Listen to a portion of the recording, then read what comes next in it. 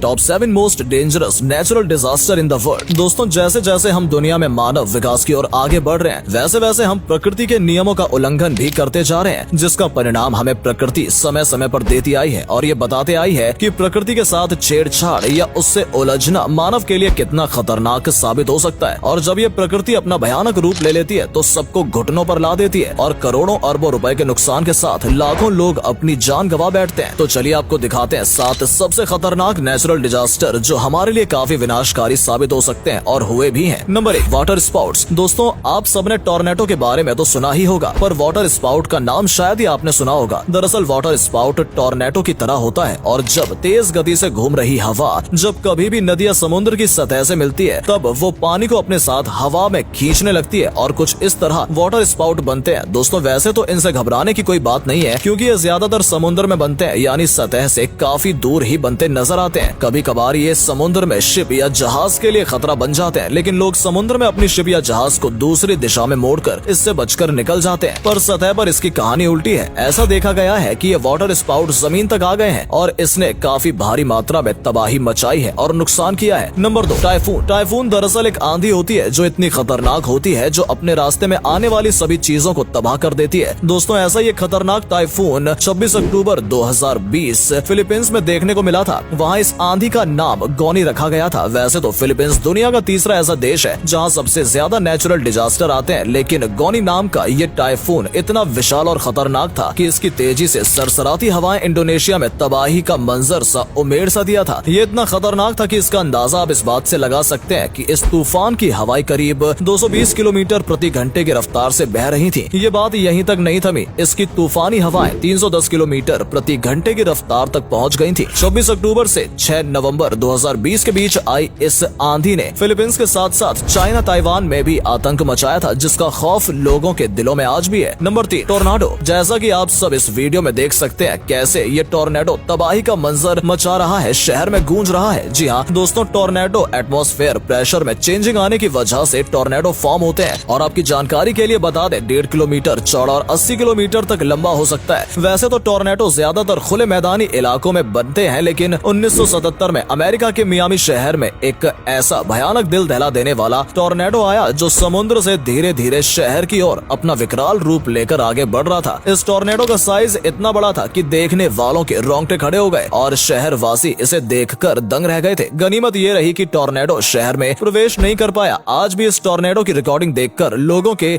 कभी छूट जाती है, जिससे आप समझ सकते हैं कि ये कितनी तबाही मचा सकते हैं। Number 4, landslides. अक्सर देखा जाए तो जरूरत से ज्यादा बारिश होने के कारण पानी जमीन की सतह पर जमना शुरू हो जाता है और वहाँ की मिट्टी को कमजोर कर देता है, जिसके कारण जमीन के नीचे कीचड़ बन जाता है और जमीन का ऊपरी हिस्सा ठोस होने के कारण और हैवी होने के कारण जमीन नीचे की जमीन खिसकने लगती है और भयंकर तबाही का कारण बन जाती है। और इस मडली स्लाइड को मड स्लाइड्स भी कहा जाता है। ज्यादातर ये पहाड़ी इलाकों में होता है, लेकिन दोस्तों हम आपको बता दें, ऐसा ये खतरनाक लैंडस्लाइड 30 दिसंबर 2020 को नॉर्वे में देखने को मिला था, जहाँ नदी के किनारे से एक बहुत ही बड़ा 24 एकड़ का जमीन का टुकड़ा धीरे धीरे खिसक कर पानी में समा गया। मानो जैसे कोई नदी में तैरती हुई नाव धीरे धीरे नदी में आगे बढ़ रही है, उसी तरह ये भी एरिया एक नाव के माफिक नदी में समा गया। इस पर बसे 10 परिवारों के घर जो कि एक झटके में खत्म हो गए। वैसे तो इस लैंडस्लाइड के पीछे का कारण तो नहीं पता चला, पर वहाँ पर रहने वालों का कहना था कि उन्होंने आज तक इतना भयानक लैंडस्लाइड 60 सालों में नहीं देखा था। और आपको बता दें, लैंडस्लाइड के कारण यूएसए में हर साल करीब 20 से 30 लोग अपनी जान गंवा बैठते हैं। Number 5, volcano. वोल्केनोस का नाम सुनते ही आप लोगों के मन में बहता हुआ लावा, धधकता हुआ आग, राख के काले धधकते हुए काले बादल मन में आते होंगे। पर साइंटिफिक रूप से देखा जाए तो अर्थ के क्रस्ट में जब टॉनिक प्लेट्स मूव होती हैं, तब अंदर दबा हुआ लावा प्रेशर के कारण सुरंगों से निकलने लगता है और इसी धमाके को हम वोल्केनिक इरप्शन का नाम देते हैं। दोस्तों, 10 अप्रैल सन 1815 में तेम्बूरा में आए इस वोल्केनो इरप्शन को लोग अपने जहन से निकाल नहीं पाए, क्योंकि ये अब तक का सबसे खतरनाक भयभीत कर देने वाला वोल्केनिक इरप्शन रहा है। इसकी भयानकता का अंदाजा आप इस बात से लगा सकते हैं कि इस बार कहना में करीब 50 क्यूबिक किलोमीटर का लावा निकला था। ये इतना ज्यादा था कि घटना स्थल से करीब 6 किलोमीटर तक लावा का चादर सा बिछ गया था, जिसके कारण आज भी ये घटना लोगों के जहन से नहीं निकल पाई है। Number 6, tsunami. समुद्र की लहरें लोगों को देखने में जितनी लुभावनी लगती हैं, उतना ही इसका एक उफान रूप सुनामी के नाम से भी जाना जाता है। जी हाँ दोस्तों, अपनी खतरनाक पानी की लहरों से लोगों के दिलों को थरथरा देने वाली सुनामी नेचुरल डिजास्टर की अगर बात हो रही है तो सन